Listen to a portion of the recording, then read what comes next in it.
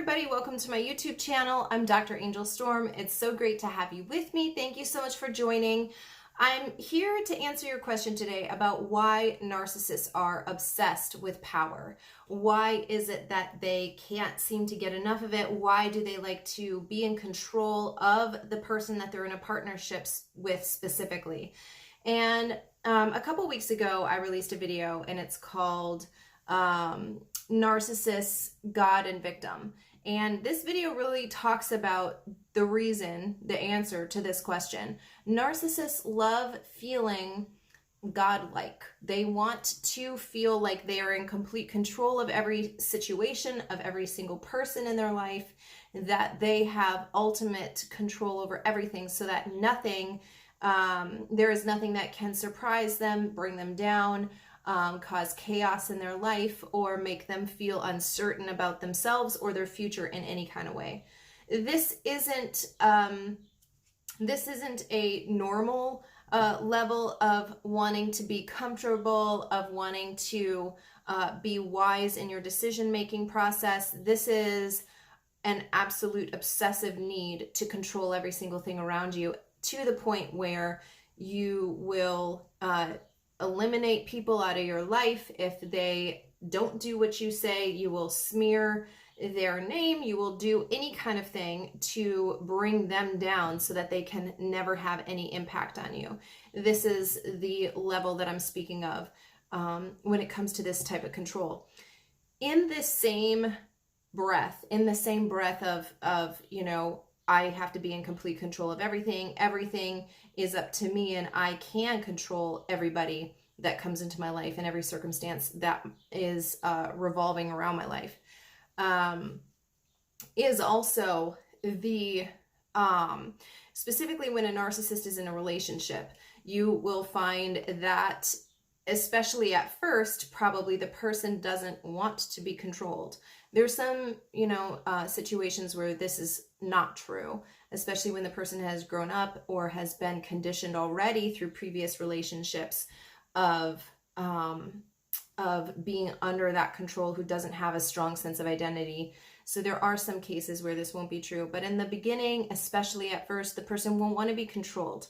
And so this is going to make the person say things or do things contradictory to what the narcissist wants. A narcissist wants them to do A, to be at B, to say C, whatever it is. The narcissist has this plan and the person doesn't want to go along with it.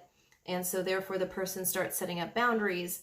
Or if the person is not healthy or is just not evolved or mature enough to set boundaries, maybe they're using the narcissist tactics against the narcissist, right? So they're also resulting to name calling. They're doing gaslighting. They're doing a lot of the same tactics that the narcissist is doing, because this is what they've learned or they've been conditioned to do in that environment. This gives the narcissist fuel and ammunition to also be the victim of this situation. So in the event that the narcissist cannot control the person or the event, the circumstance, whatever it is, they have the ability to kind of say, well, this is why this happened. This person was crazy because they did A, B, and C. She said X, Y, Z, he did whatever. They have a list of actual things that really did happen, true behaviors. They're not making it up. But they might be embellishing, but they're not making up the core situation around their story. And so this also gives them a way out as a victim, which, by the way, still gives them control, because whoever they're telling the story to is going to partner with them then, because it's like, wow, that's a terrible story. You're so right. They really were crazy. They really did have problems. Good thing you got out of that relationship. Whatever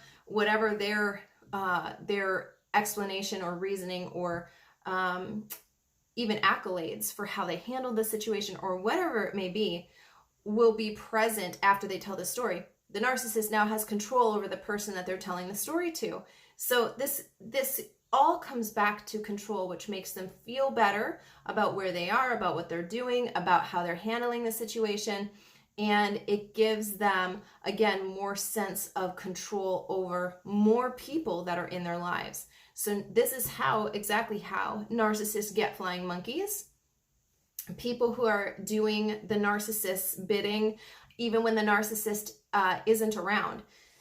The best flying monkeys for the narcissist to have are the ones that the narcissist doesn't have to watch or coach anymore. The ones that just know what to say, the ones that just know how to respond on behalf of the narcissist without the narcissist ever even knowing about it sometimes.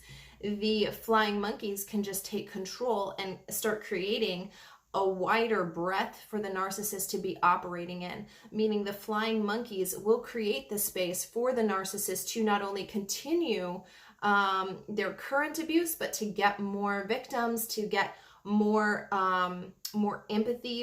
sympathy from people who are watching the situation unfold, and also take the consequences of any past behaviors that the narcissist might have done. These flying monkeys will just create this level of insulation around the narcissist where the narcissist can now just focus on being a narcissist, right, to their specific victims or their supply sources. So they no longer have to do or train the flying monkeys. The flying monkeys are doing that, which gives the narcissist a lot more space to just be able to focus on getting energy from their victim, from their supply source. So I've mentioned several times before in my videos that narcissists are energy vampires, and they are constantly getting better at their craft.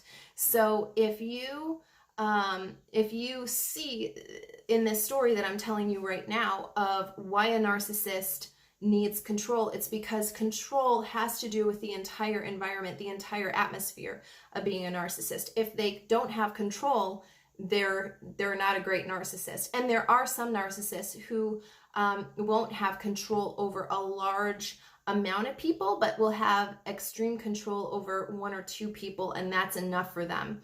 You know, for example, there are some narcissists who only have the buy-in or whatever, the control over their parents, for example. That's one type of narcissist, and it's important that you know that person, that's where their ambition stops. I've talked about this before too, that narcissists have different personalities, and so for one narcissist, what might be like their end goal is not necessarily the end goal for somebody else. And it's important to know what type of narcissist you're dealing with, because if you're dealing with somebody who's not driven by more and more and more, who just wants to maintain their level of living, their comfortability in that area that they've already gotten control over, that person tends to be less dangerous than somebody who is always constantly after more and more. The control for the amount of control, the amount of influence that a narcissist wants to have ultimately depends on their goals. And that's, again, why it's important that you recognize what kind of narcissist you're dealing with. Pay attention to the things the narcissist talks about. A lot of people don't realize that the narcissist will tell you exactly what they're after. They will absolutely tell you about their goals, about what it is that they're after in life. And you should pay attention to that. They're not lying. They're telling you the truth. And when they tell you those things, you should also recognize that they will not stop until they reach that goal, or until they are faced with the consequences of their actions. And then that prohibits them from going after their goals any further. So the control is the number one thing that a narcissist is after.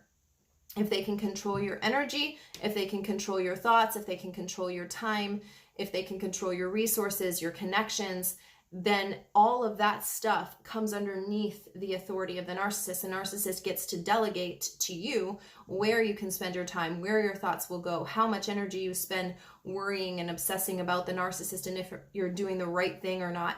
All of this stuff, it sounds like I would never do that from the outside of a situation like this, but when you're in it, it can be very overwhelming, and it will feel completely opposite of this. It will feel like, no, I will do whatever I need to do because of the love bombing phase. And the sad part is that most people won't recognize the love bombing phase as part of the control mechanism until after they're removed from the situation, which is oftentimes much later than what it needs to be. The love bombing phase is just as much a part of, and in fact, it is the critical piece of the control, to establish control in somebody's life. The love bombing phase will make people think that that is who the narcissist truly is, and that it's possible to change a narcissist. And so for those reasons, the person continues to give and give and give, meaning they give up more of their control, more of their identity, more of their own interests, desires, wants, goals, etc., to the narcissist in hope to bring them back around to the person that they met during the love bombing phase. This whole time they don't recognize that the narcissist is showing you who they are. They're just using that love bombing phase as an extension to get more resources from you. They're, again, energy vampires. And so control is the number one thing for a narcissist. I talk about control and manipulation a lot. Manipulation is just a tactic that's used to get more control. And that's done through many different ways. You know, gaslighting is one of the most common forms of abuse that this type of manipulation will take. And again, that's to control the way that you think. No, that didn't happen. I'll tell you what happened, right? That's how narcissists will approach that situation. So narcissists go hand in hand with control. They cannot give up control. They cannot stand that somebody else would want to be making decisions apart from the narcissist. Once the narcissist believes that you are theirs, you are no longer a sovereign entity. You must do what the narcissist says. Once they get that in their mind, it's hard to unhook yourself from that system. It's totally possible. I talk about going no contact. That is still the number one thing that I recommend doing, if at all possible, if you don't have any legal obligations to the narcissist, that you go no contact, because it will, when you go no contact, there is no way that the narcissist can control you then. If you are able to get away from all of the flying monkeys and the third parties that are trying to reel you back into the system of control, you will have an opportunity to establish a completely different system that's healthy, that's true to who you are, and it will help you come back into your true identity as well, so that you're not giving up and giving out more of yourself to somebody who's not able to honor and respect that, but who also doesn't even care about it. They just want it just for the sake of having it. And narcissists are like this with a lot of things, by the way. They'll often ask for outrageous gifts and things like this from other people, not because even that they necessarily need it. It's just that they want the thing. Sometimes this will mean like, you know, you should really let me have your car, or I mean, just absolutely outrageous requests. But to the narcissist, it's like, I want it, therefore I should have it. It doesn't actually make any kind of logical sense. It's just that they have a need, and they believe that everybody is there to fill their need, regardless of what that person's individual wants, needs, and desires are.